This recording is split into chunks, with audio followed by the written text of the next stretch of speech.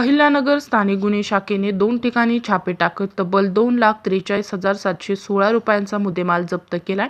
Police अधीक्षक सोमनाथ घारगे यांनी दिलेल्या आदेशानुसार स्थानिक गुन्हे शाखेचे निरीक्षक किरण कुमार कबाडी यांच्या मार्गदर्शनाखाली विशेष पथक तयार करण्यात आलं होतं।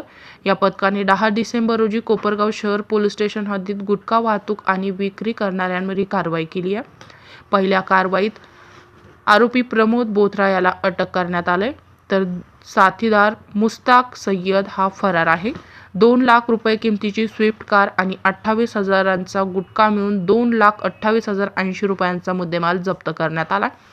तर दुसऱ्या कारवाईत आरोपी योगेश कटाळे आणि नामदेव पगारे यांच्याकडून 15,636 रुपयांचा गुटखा जप्त करण्यात आलाय।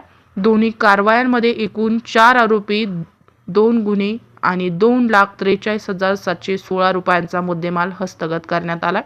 ही संपूर्ण कारवाई स्थानिक गुन्हे शाखेच्या पथकाने SP सोमनाथ घारगे यांच्या मार्गदर्शनाखाली यशस्वीपणे केली आहे।